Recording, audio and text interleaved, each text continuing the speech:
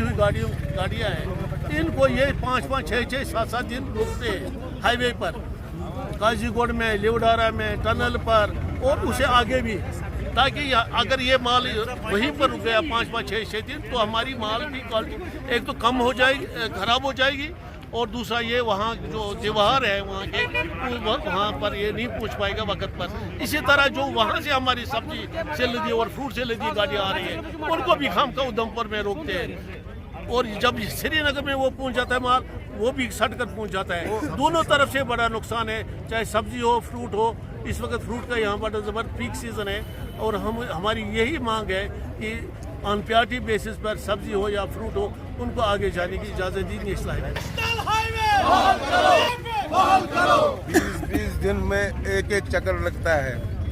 हमारी गाड़ियाँ bank finance से वो इधर सिर्फ 20 दिन में एक चक्कर लगाती है, जिसमें हमारी गाड़ियाँ काजीकोट में 5-6 दिन रुकते हैं कानवाई में, उधर जम्मू से 5-6 दिन कानवाई में रुकती है।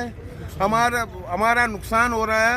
हमारी गाड़ियों को 10-10, 15-15 लाख रुपए बैंक फाइनेंस है, हमारा फाइनेंस भी पूरा नहीं होता है। हमारी गाड़ी इधर से जब मंजिल पहुंचती है 5 दिन के बाद हमारा किराए का भी खतरा, माल डैमेज होता है उसमें। 5-5 दिन ये बेवजह गाड़ियों को रोकते हैं। हम गवर्नमेंट से पुरजोर अपील करते हैं वो कानवाई एक दिन उधर से छोड़े, एक दिन इधर से, कोई जाम नहीं हो जाएगा। ये स्ट्रिक्टली इस पे गवर्नमेंट से पुरजोर अपील करते हैं कि इस बात पे खास ख्याल रखे। करप्शन का काम इसको खत्म कीजिए। हमारी जो गाड़ियाँ 10-10 दिन हमारी इधर कानवाई में खड़ी रहती है, 5 दिन के बाद ये छोड़ते हैं। हमारा उधर बैंक इंटरेस्ट चढ़ता है गाड़ियों के ऊपर।